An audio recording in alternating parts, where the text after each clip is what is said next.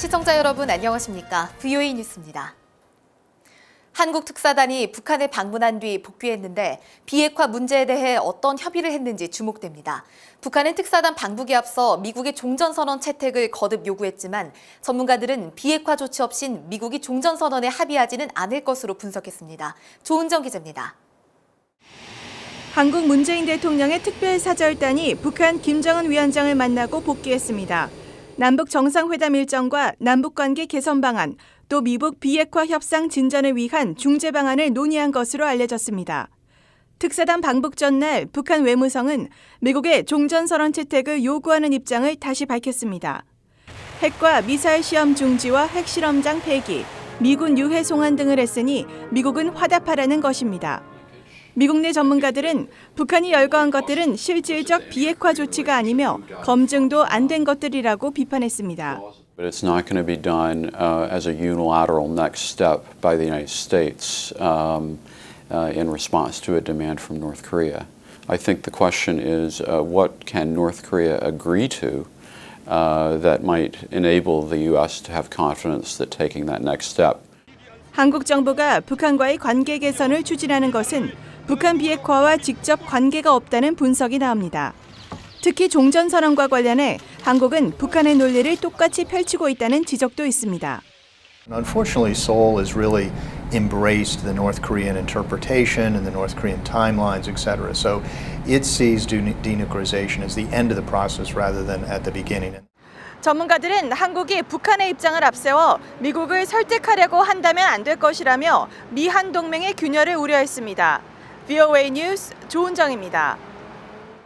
미국 상원 의원들도 북한의 종전선언 요구에 비판적입니다. 특히 완전한 비핵화 이전 종전선언 요구는 북한의 오래된 전략이라며 미국은 북한의 요구를 들어줘선 안 된다고 강조했습니다. 김칸희 기자의 보도입니다. 민주당의 에드워드 마키 상원 의원은 미북 비핵화 협상이 진전을 보이지 않는 것은 북한의 태도 때문이라고 지적했습니다. 북한은 완전한 비핵화에 관심이 없으며 미국으로부터 제재 완화와 미한 연합훈련 중단을 얻어내려는 게 목표라는 것입니다.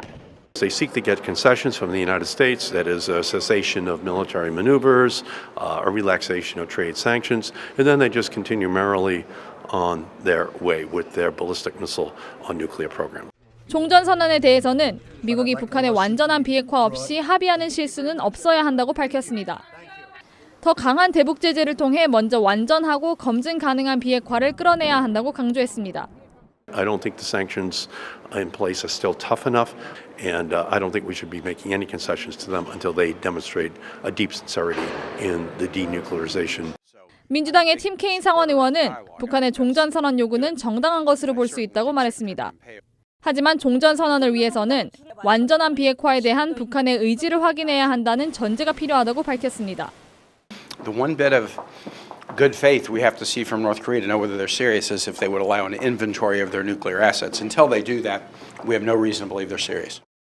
의원들은 또 3차 남북 정상회담이 남북관계 개선만이 아니라 북한이 비핵화 약속을 지킬 수 있도록 진전을 이끌어내야 한다고 강조했습니다.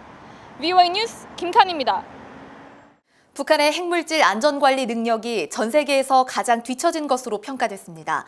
핵위협 확산을 감시하는 민간기구 핵위협 방지구상은 5일 보고서를 통해 북한의 핵물질 안전지수를 100점 만점에 24점으로 평가해 무기 제조가 가능한 수준의 고농축 우라늄과 플라토늄을 보유한 22개국 가운데 최하위로 꼽았습니다.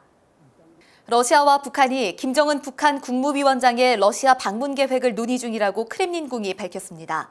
블라디미르 푸틴 대통령의 외교 담당 보좌관인 유리 우샤코프는 5일 브리핑을 통해 김 위원장의 러시아 방문에 대해 북한 측과 다양한 수준에서 협의하고 있다고 밝혔습니다. 우샤코프 보좌관은 김 위원장에게 러시아 방문 초청장이 전달됐지만 북한 측의 답변은 아직 오지 않았다고 덧붙였습니다.